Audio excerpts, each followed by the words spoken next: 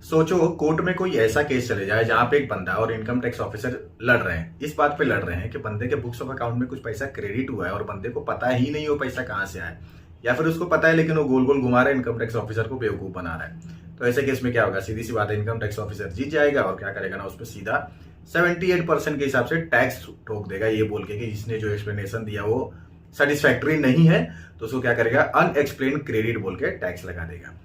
ये बातें लिखी कहाँ है, तो ये बातें section 68 of income tax act 1961, और अभी आपको पता होगा कि इनकम टैक्स एक्ट 2025 आ गया है, तो 2025 का सेक्शन है 102, सेक्शन 68 है और इसका सेक्शन 102 है, दोनों जगह सेम ही बातें लिखी है। अब बताते हैं क्या क्या लिखी है।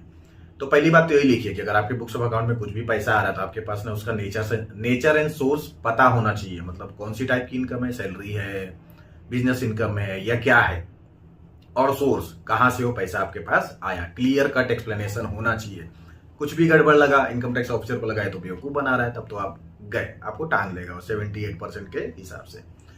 दूसरी बात ये लिखिए, मान लीजिए आपने कहीं से लोन लिया है, बोरविंग लिया, तो यहाँ पे ना ड्यूअल बर्डन है, मतलब आपको तो साबित करना ही है कि वो लोन या बोरविंग है, साथ साथ में ना उस बंदे को भी साबित करना पड़ेगा कि उसने पैसा कहां से लाया आपको लोन देने के लिए। तो यहाँ पे दो जगह का वो लग जाता है एक्सप्लेनेशन।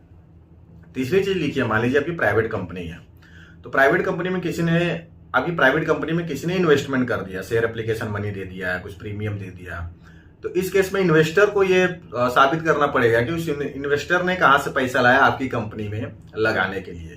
तो ये सारी बातें लिखिए सेक्शन 68 और 102 में, जो इनकम टैक्स एक्ट 2025 का है। तो ऐसे केस में लग जाएगा 78% के हिसाब से टैक्स। तो कभी भी आपके बुक्स ऑफ अकाउंट में कोई अमाउंट क्रेडिट होता है तो उसका क्लियर कट एक्सप्लेनेशन रेडी रखिए। Thank you.